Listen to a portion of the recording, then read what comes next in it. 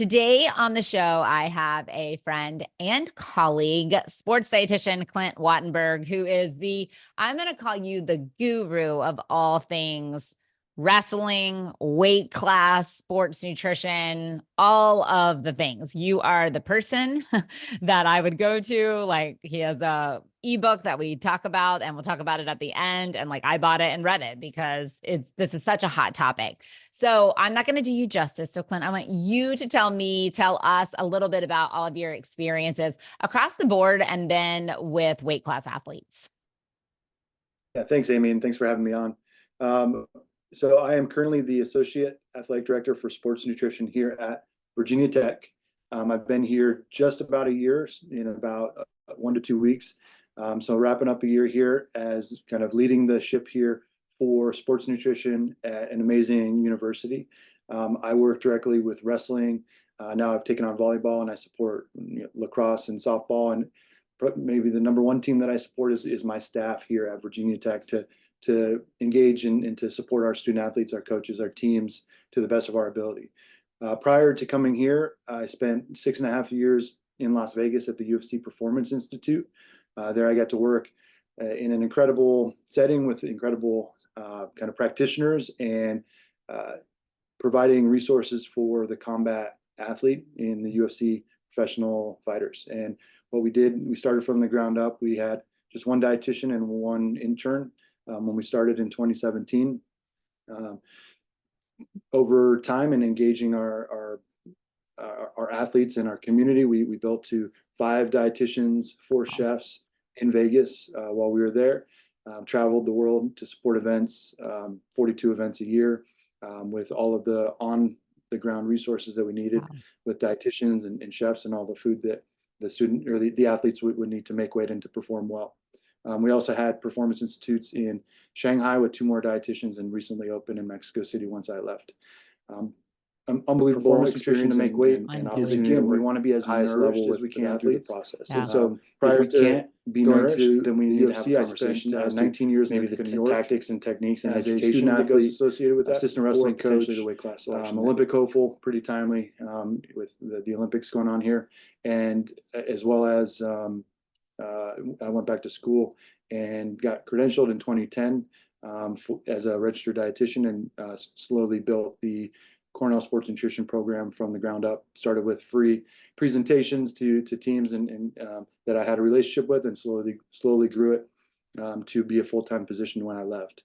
I also did a lot of work around eating disorder treatment and prevention while I was at Cornell. I had amazing opportunities there to do nutrition counseling with eating disorder patients in a multidisciplinary team, and then was able to bring the Body Positive to Cornell and build a eating disorder prevention and wellness initiative, both within athletics and across the overall campus. So some pretty broad experiences that have gotten me to where I am now, which is really focused on student athlete health and performance, with a real expertise around eating disorder, wellness, and weight making sports.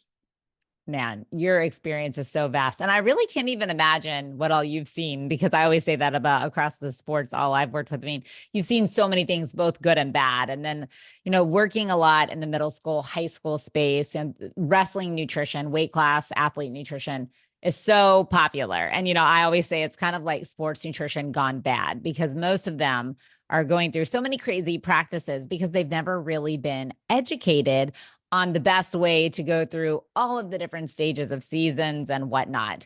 So what would you, just to kind of like start and get us going, what would you say for weight class athletes? Like, why is nutrition so important to them? Because they're obviously putting their body under lots of stress, but what's the real benefit if one of those athletes can get a hold of nutrition and start doing it well?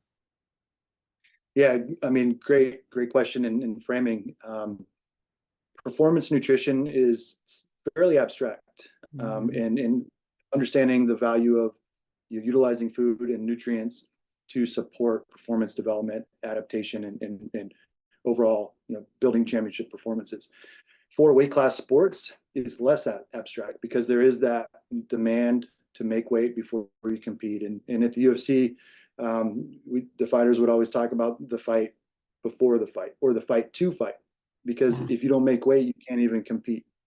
And so in that setting, there is no there's no performance team in the world where nutrition had as much of a say or an impact with the athletes. And it's because the role of nutrition to optimize body composition, to make weight effectively and efficiently and consistently, particularly for the wrestling population where we have to do it across the season, is really, really critical and allows us to not only make weight and to perform once. That's important.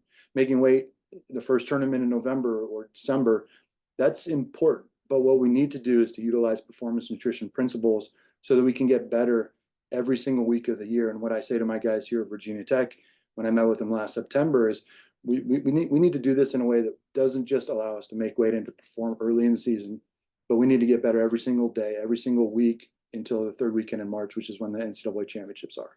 Wow. And so nutrition can really allow us to utilize all of the training we do, all of the crazy things that we do as wrestlers or as weight class sport athletes, if you're in a different martial art or even rowing, or other sports that require weighing in.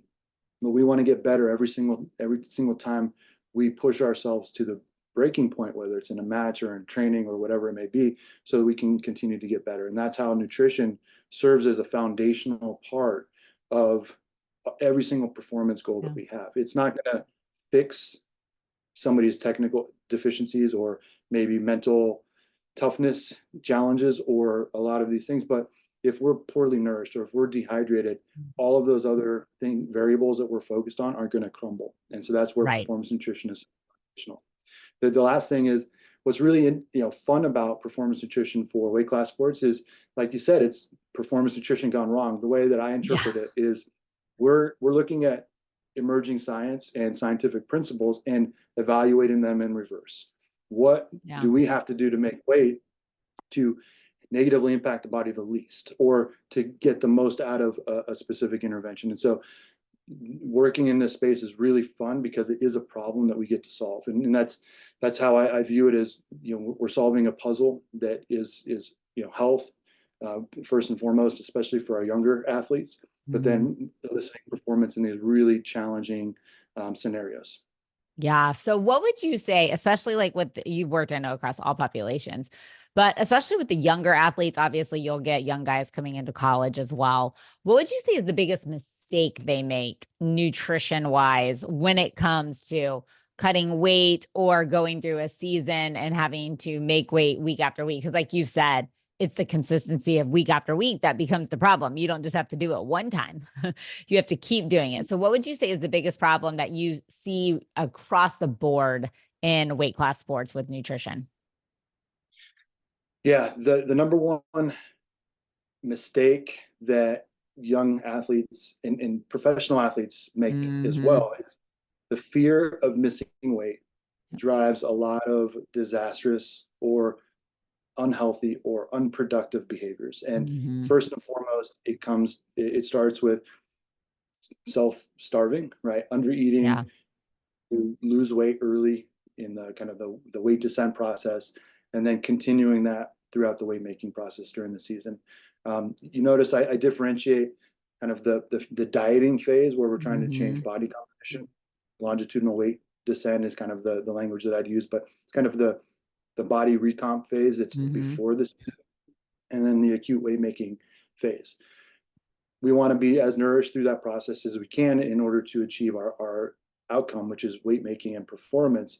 But we also need to differentiate those two. And a lot of athletes will say, "Oh, I cut weight for a month, or I cut weight for a week, and I lost this many pounds." And first of all, glorifying it is a problem. We want to focus on the sport and performing well. Wrestling is really stinking hard, even without the dieting component. So we don't want to glorify the weight cutting, but we also need to differentiate what are we doing to change our body composition and to diet down to be in a good space. So kind of the target walk around weight is what we'd say. Yeah. And then tactics that we're going to use to acutely make weight. And those are very different. And if we just starve and dehydrate early, we're creating a catastrophic effect within our body that's going to have long-term ramifications.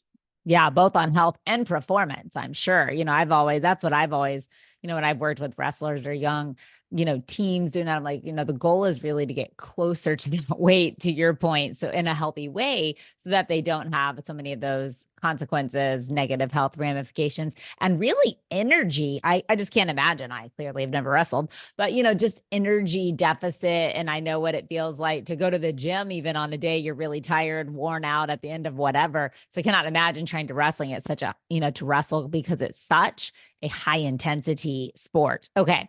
So Clint, we are like, no matter where you're listening to this, we are talking about this basically at the beginning of September, leading into what's going to be a preseason for high school athletes going into their wrestling season. So I would love for you to walk us through the different stages, and I'm going to probably ask questions that you're going to need to, clarify, but walk through the different stages of that these wrestlers are going through and what that looks like from a nutrition standpoint. So right now, September, obviously leading up to the start of a season in November.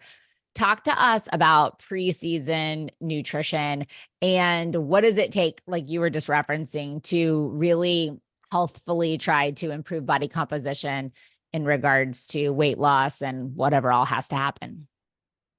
Yeah.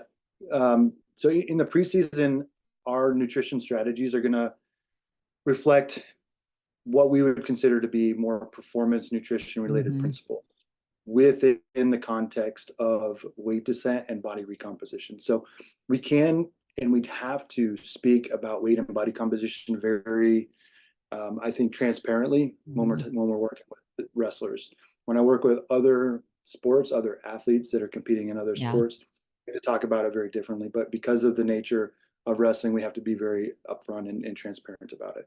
So the fall season is largely really the wrestlers should be focused on continuing to build skill, right? It's a general prep phase where they shouldn't be overly focusing on wins and losses, but really focused on general preparation on a skill standpoint. And in order to do so, we need to have energy to be able to do that, even if we're in a weight set. And so on a weight management standpoint, it's really important for a young wrestler, high school, middle school, hopefully we're not engaging in a lot of these dietary practices around weight making for middle school, but in high school, it's a reality that a lot of young athletes face.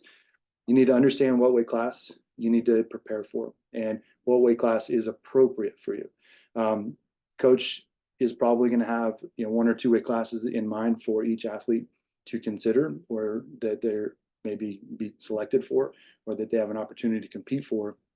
And that's really then up to the athlete, the coach, the athlete, the parents, and potentially the dietitian if they have resources that obviously hope all young wrestlers have in order to be able to utilize performance nutrition related to their personal needs.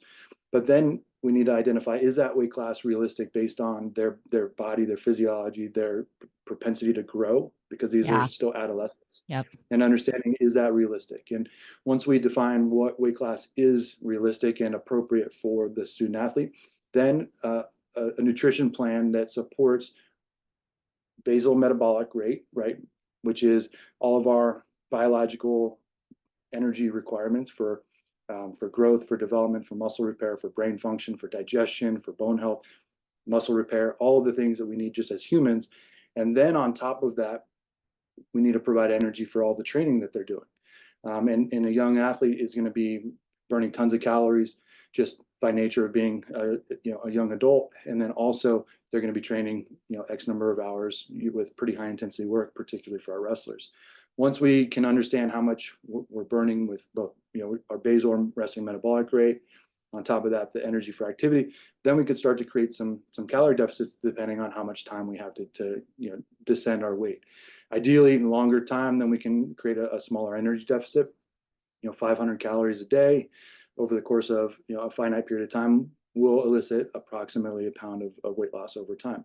That's we can't be in a 500 calorie deficit forever and continue losing weight, so the body does downregulate. So we need to be strategic in that, but understanding the timeline that we have, focused on fueling our body for the training, and then distributing those calories across the day, targeting early and often, making sure we have calories early to get up, to be active, to support the brain, the muscles, the energy that we require, and then trying to put you bookend our workouts, a lot of the performance nutrition buzzwords that we might hear, so that we have energy to do the work, energy to facilitate recovery, and then we can move on with the rest of the day with meeting still our energy needs.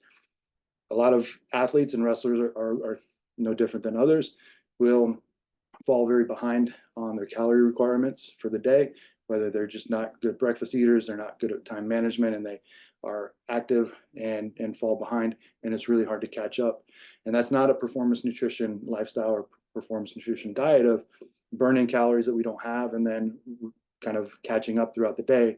That's how we burn muscle through the day and store fat at night, and that's not going to support those body recomposition goals that we're really looking for. So you triggered something in my brain that I want to ask. So like if I have parents listening, how do you handle it if, like, let's say a weight class is chosen for an athlete by a coach or whatnot, and that athlete, the parent sees that athlete is having a difficult time getting to that? What's the conversation that a parent has? Because the parent's obviously going to see a little more than maybe even a coach would at practice, because they're going to see them and the crazy things that they could be doing outside, at home, eating wise, energy levels, etc. How would you address that for a parent in regards to maybe the parent and coach noticing that that weight class, they have differing opinions, let's say, about that weight class for the athlete? Yeah, high school athletes, I highly encourage to compete closer to their natural weight. Now, natural weight being when the athlete is well trained and fit. And so there is a period, especially for athletes that may be less active in the summer or maybe coming from football and needing to change their body composition, where like body recomposition is very appropriate. But there are times where maybe the gap is just too big, or as you indicated, Amy, that maybe they've been at it for a while and we're starting to see some signs and symptoms of severe underfueling. We would call that relative energy deficit for sport or low energy availability. And those are going to be, excessive fatigue, difficulty getting, up and physically moving, or emotionally and mentally kind of disconnecting from day-to-day activities, a reduction in the passion for the sport that they are doing all this work to, essentially, not literally, but figuratively kill themselves, in effort to be successful in their sport.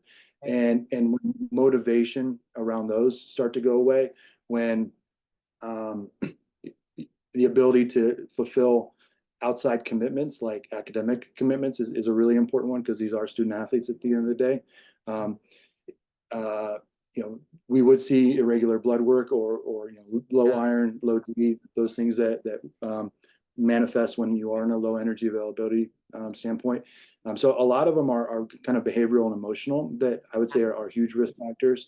But then, in terms of like the eating side, if they're excessively restricting calories beyond what they are recommended, if they're exercising incessantly, maybe beyond what we think that they should, if there's under or over consumption of food, so some compulsive or binge eating tendencies, those are all extremely high risk red flags that, as a parent, I would advocate to speak up as to the appropriateness of what's going on and maybe finding a new weight class.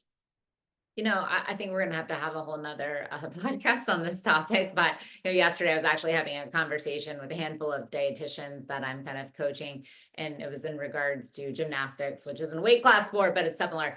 And female athletes and menstrual cycles and things like that. We were referencing like a 12-year-old girl who naturally will start putting on body fat. I don't know that there's any way really around it for female athletes. And while we think of wrestling a lot of times with males, there's quite a few female wrestlers. I know my neighbors, actually, their daughter is a high school wrestler. She's a sophomore or going to be a junior in high school. And that is a whole nother world. I think, like I said, we might have to do a whole podcast on that. But any just off the top of your head recommendations? I know you've done a lot in eating disorder, kind of disordered eating space as well, for parents that are like, well, now what do we do? Because you're fighting against something that is kind of you can't change. Yeah. In weight classes, you're kind of locked in for a period of time. Yeah. Doesn't mean you have to be forever. And that was something I dealt with actually as a collegiate student athlete. I was the same height when I entered college as I am now, and I gained like 50 pounds in college, because I matured and I got much thicker and achieved I spent 3 years at 165, and then between my sophomore, redshirt sophomore and junior years, I went up 2 weight classes up to 184, and I had all of my success. And that was one of the signatures of our Cornell wrestling program at the time, is our guys all went up and had unparalleled success for what we had before. So just because you're in a weight class doesn't mean your identity needs to be that. And that's how I was. I was a 165 pounder, and that was part of my identity. So being flexible in that is important. For our female athletes in particular, yeah, menstrual cycle is so critical for development, bones, hormones, so many different things that it's so critical to. And our growth curves do indicate increased growth, increased body fat at different periods of adolescence, and so that is really critical. And understanding that performance nutrition to make weight is, again, we want to be as nourished as we can through the process. And so if we can't be nourished, then we need to have a conversation as to maybe the tactics and techniques and education that goes associated with that, or potentially the weight class selection that goes with it. So yeah, we can't necessarily have any silver bullets here as we discuss, but those are some things that I would keep in mind as we're reviewing the healthfulness of a weight class or a nutrition or weight making practice. Yeah, such insightful information. All these questions are just popping in my brain. I have these ones that I want to ask you, and then I'm like, oh my gosh, I'm thinking about that. Okay, so we're talking about preseason, trying to work to getting towards closer to a potential weigh-in weight. So then as these athletes start getting into season, and then I call it, making weight, but I think you call it the acute weight making phase. Is that what you said? I'll let you rephrase it. In the season, and then leading up to those acute, times where they're having to weigh in, and that is probably happening almost weekly in high school sports, and specifically high school wrestling. Talk to us a little bit about the nutrition strategy there to be able to make weight without having to go through a lot of these really negative behavior things that can have a lot of performance and health ramifications. Yeah, and as you highlighted, like acute weight making is a rebranding of weight cutting, which has so many connotations. Yeah, we want to be strategic in our acute weight making practices, and that's how we can implement these real, again, sort of reverse engineered from the sports science and nutrition science literature of how can we do this in a as healthful way to support performance as well. As we're in that weight descent portion of our preparation, which is like a calorie deficit, a lot of people see that as like dieting, body recomposition. We have to create a calorie deficit. And because in doing so, we support the body to repair muscle and slowly lose body fat so that we can optimize our physiology, our anatomy, so that we can get the most out of our body. Our muscles are going to do most of the work, right? But our organs need to be well supported as well. When we get into this acute weight making phase, we need to have a mind shift. We're no longer creating calorie deficits. We're reducing body mass for a very short period of time. And that does not require a calorie deficit. It requires an elimination of things that we consume that have a lot of mass. We need to just strip things that bind mass or have a lot of weight to them from our body. There are 3 main compartments of non-essential body mass, is what we call it. And I'll talk about them in kind of descending order of kind of how we would use them for acute weight making. So gut content, we would think about that as dietary fiber, turns into poop. And that binds a lot of weight and a lot of water in our digestive tract. And for somebody who eats a well-balanced diet that has lots of fruits and vegetables and whole grains, we may bind up to 2% of our body mass can be found in our digestive tract as food that is actively being processed through our stomach, our intestines, and eventually being excreted as feces, as stool. And if we can flush that out through some very basic nutrition tactics, that can be up to 2% of our body mass without even creating any sort of a change in the calories or even the macronutrients. So for my wrestlers here and for the UFC was obviously more aggressive because it's professional athletes who are adults. And they also, so we can be a little bit more aggressive because of the age of the athletes and the sport age, but also they have a big recovery window between weigh-ins and then they compete 30 hours later. So high school and college athletes, we have a much younger sport age, younger population, we need to be much more conservative. But also the weigh-in window is much smaller, which is great because it reduces the incentives to lose more weight. But we can still reduce fiber, flush out our digestive system, and lose a significant amount of our body mass. Up to 2% is significant. About 3 days before weigh-ins, you would increase the amount of fiber that you have by about 50%, and then you would eliminate or reduce not completely eliminate, because pretty much all food has a little bit of fiber, but you're going to go to more of a low residue diet that has less fiber, so less whole grains, less vegetables, or minimal vegetables for about 2 days. And that's going to allow your body to, the clearance time of that food is going to be about 2 days. And so you're going to excrete most of the dietary fiber out of your digestive tract. The next option is reducing our storage of bound water in the form of muscle glycogen. Muscle and liver glycogen is critical for stabilizing our blood sugar, providing an energy source for high intensity activity. But we can strip it and replace it pretty quickly, especially immediately after we exercise. Our body is primed to put on to store muscle and liver glycogen. So if we reduce the amount of carbohydrates we have in the last day to 2 days leading into weigh-ins, we can strip or reduce the amount of muscle and liver glycogen. And then immediately after weigh-ins, particularly if we get a little workout, I highly recommend our team here gets a low intensity drill or cardio session as close to weigh-ins as we can to be able to strip that last glycogen, a little bit of water as well, and then to put it back on immediately after weigh-ins. And so our body, particularly if we're well nourished through training, we can lose up to 2% of our body mass via glycogen, essentially breakdown and then repletion. So those are the easiest one without creating a performance or a health detriment is going to be fiber and stripping that out. The next is going to be glycogen, and the third is going to be fluids. Reducing fluids is always going to be part of a weight-making process, and really bound water from glycogen goes into our circulatory system, and then we excrete it that way. So what we would think about is, sweat is going to be our main source there. Actively exercising to sweat it, especially for young athletes, is going to be the preference versus heat exposure, which has a lot of potential health consequences. And so using familiar forms of physical activity, drilling is kind of the most common, or kind of play wrestling, using some low intensity cardio that an athlete has been well trained on and is familiar, so it doesn't create a new stressor to the body is important. But minimizing that requirement is really important. And what we can do is to use those other ones to make it so that the sweat loss requirement is much lower. The goal at the end of the day is for the wrestler's body, when they step foot on the mat, to be undisturbed from what it was 2 days prior. And we need to be as nourished up to the acute weight making process, be as nourished through that acute weight making process, and then replete it as well as we can.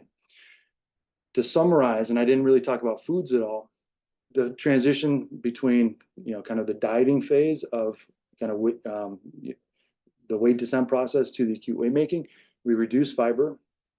We will reduce significantly fiber, reduce carbohydrates to some degree, but particularly after our last hard training session, we'll reduce carbohydrates. And we will minimize sodium for a short period of time, and reduce water for just a very short period of time, less than 12 to 24 hours is kind of the window where I don't want to be creating dehydration for any longer than that. And so what it looks like, if you think about the food that leaves, is it does look like a ketogenic diet. Yeah. I'm very adamant that we don't subscribe to food dogma, because ketogenic diet is not great for wrestlers. It can reduce a lot of performance benefits of being well nourished, but it looks like that because what we've eliminated leaves proteins and fats. Yeah. And so for a short period of time, we'll call it 12 to 24 hours. If we're using all of these tactics, that's what would be left in order to sustain the athlete, make sure the muscles are recovering, provide an energy source in the fat, and it's going to be more calorically dense so that we can still provide the energy without all the mass and the bulk that our vegetables and our carbohydrate sources would look like. So interesting. I mean, I know some of this, but I'm just listening to you walk through it is just so interesting. What about if you have an athlete that about to weigh in and they're not where they're supposed to be? What are the strategies that happen? You know, your hours before. Obviously, we're talking young, you know, probably younger high school, but college athletes could be listening to this as well, you know, because they are weighing in closer to when they're competing. Is the strategy fluid loss? Yeah, I mean the last workout, the last session that our guys are getting right before weigh-ins, you know, it could be an hour before weigh-ins, it could be a few hours depending on travel, depending on school schedule, depending on a lot of things, comfort level of doing it, is going to be to reduce that amount of water weight. And it should be for a smaller period of time. But what we want to do is to have good hydration leading into that final day, to have nutrition strategies so that we have energy, so that we can do that work. And that's the critical piece, is if we starve it down, if we dehydrate too early, we're going to have no energy. We're going to have no reserves to actually reduce body mass by sweating, by eliminating our carbohydrates for a short period of time. So we want to make sure that the nutrition and hydration status going into that is topped off, so that when we do need to lose 2 pounds, you know, an hour or two before weigh-ins or whatever that, you know, amount is, we want to make it reasonable. But then that becomes second nature and something that we know I can predict what my body is going to be able to lose in that 30 to 40 minute drill. And so I can count on it so that I get down to weight as close to weigh-ins as I'm comfortable. And then when I do rehydrate and refuel post weigh-ins, my body is primed and ready to go. Got it. Great lead in. Okay, they weighed in, they made weight. Now what's the strategy? Yeah, so whatever we depleted from the body that we know is important for performance, we need to get it back on. And so Carbs and water, fluids, water. Yep, exactly. Fluids is going to be critical.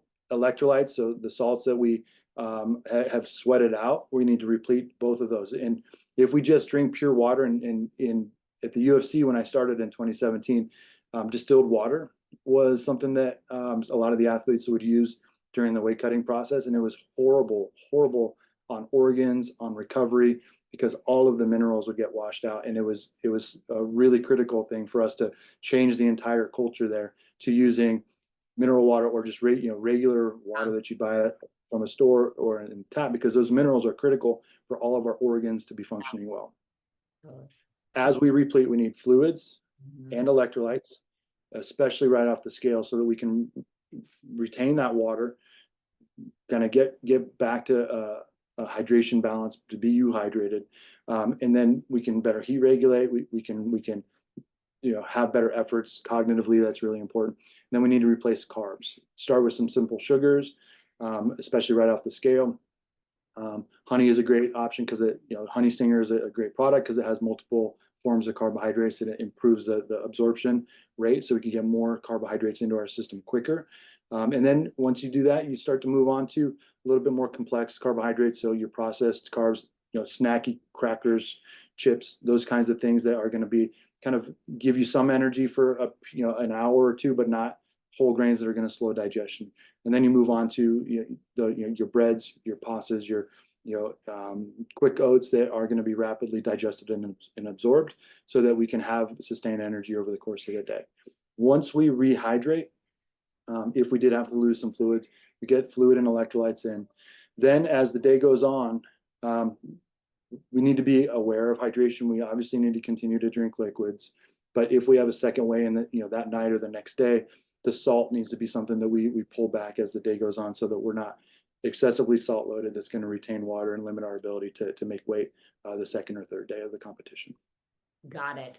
Yeah, carbs and fluids. One last thing. Yep. One last thing is we do need protein. We need lean protein. Fat's going to slow digestion. So opposite of pre-weigh-ins, we want to choose low fat, lean proteins, deli meats, that sort of thing. Is going to be a really good option, so that we can continue to support muscle repair. So carbs, fluids, carbs, and then dose that protein to make sure that our muscles are recovering. And if there are multiple matches in the day, same or different? Like there's throughout? Yeah, so high school wrestlers, particularly earlier in the season, we're going to do lots of tournaments. And so that's where you need to be kind of in between your matches, trying to get some quick carbs for recovery, and then a little bit more of your longer chain carbohydrates. So granola bars, crackers, goldfish, that sort of thing, pretzels. that are going to give you a little bit more longer duration energy.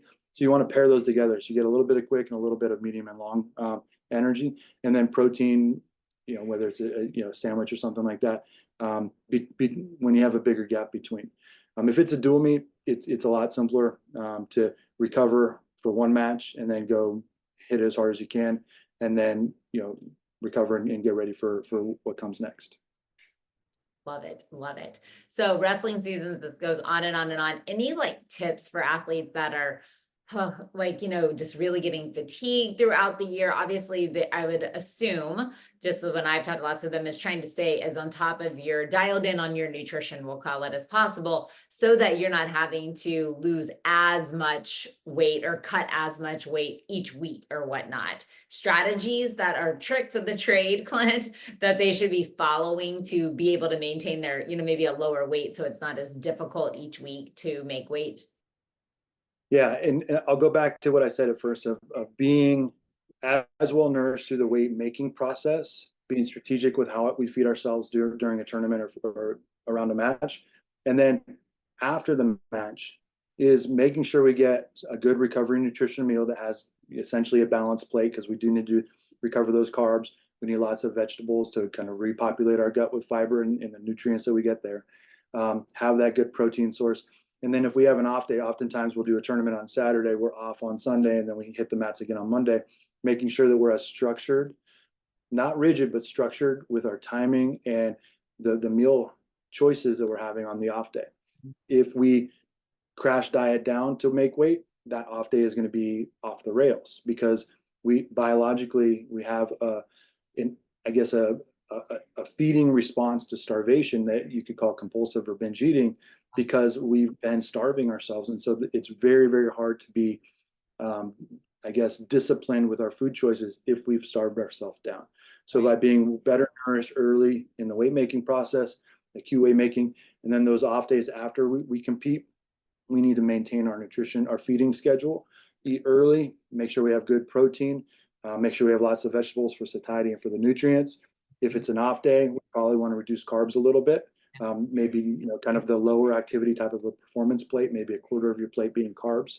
And then that'll allow us to be well nourished, but not over indulgent on that off day, so that Monday or whatever day we get back on the mats, weight's going to be up a little bit because we stored glycogen, we kind of repleted our glycogen, we have salt in our system, we're retaining water, but it should be in range, so that 3 days of training and nutrition to support that is going to allow us to get back to that optimal acute weight making weight. Yeah, great. Okay, so then as we're finishing up, so we're finished with said wrestling season. So then what do you encourage athletes to do so that, you mentioned the word off the rails. I think sometimes they're probably like, oh my gosh, we're done with this. But if they go too overboard, then they set themselves up for the same scenario for the next year when they, are having to lose a lot more weight. So what are your recommendations? And I'm sure many wrestlers probably play other sports as well, especially at the high school level. So recommendations for as they go into the off season, what they should be doing nutritionally, focusing on, how strict should they be, etc. Yes. After the season is done, and this is, every wrestler has experienced this, is you want to eat all of the foods that you saw on the Food Network when you were, watching it as you were miserable in your hotel room all season. So yeah, there's a need to have joy in your life. And, 80-20 approach to eating is something that, we talk about creating balance. Sometimes, 80-20 is a good place to start. Performance nutrition decisions around food choices, 80% of the time, 20% of the time, it's, based on whatever you want, enjoyment, all those things, and having flexibility. As the season gets closer and we get to championship season, that 80-20 turns into 90-10, turns into 95-5 to 99-1 as we really have to dial things in. But after the season, that turns into 60-40. What it shouldn't do is turn into 0-100, or, where we lose all focus on how important nutrition is for that recovery process, but also behaviorally and maintaining those feeding patterns that we know are important for day-to-day life, academics, all those things.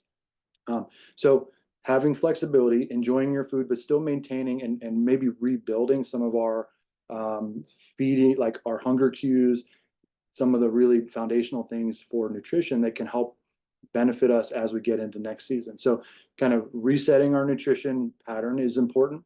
Opening up, kind of using a balanced plate approach to make sure that we have our protein, have our fruits and vegetables, have our starches in a pretty balanced approach in each plate, 3 meals a day, snacks as we need to based on activity and timing, but not to put food restrictions in terms of what we're eating.